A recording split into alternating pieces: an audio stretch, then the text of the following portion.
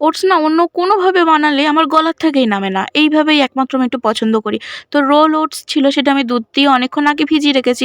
তার মধ্যে ধনেপাতা, সুইট কর্ন, লঙ্কা কুচি, পেঁয়াজ কুচি আর হচ্ছে গাজর একটু গ্রেট করে দিয়েছি। তো এটা ভালো করে মিক্স করে নেবো। তার মধ্যে দিয়ে দিলাম একটু নুন আর দেবো হচ্ছে একটা ডিম। এটা হচ্ছে মেইন ইনগ্রিডিয়েন্ট। এটার জন্যই কিন্তু অতটা টেস্ট হয় ডিমের কারণে।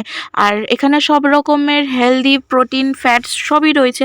যাই হোক, এটা ভালো করে মিক্স করে নিলাম। এবার হচ্ছে কড়াইতে আমি অল্প করে একটু তেল দিয়ে দিয়েছি। তেল দিয়ে ভালো করে এটা স্প্রেড করে দিয়ে, যেহেতু অনেকটা হেভি হচ্ছে সেই কারণে আমি একটু ঢেকে দিয়ে অনেকটা হতে দেবো ১ পিঠ।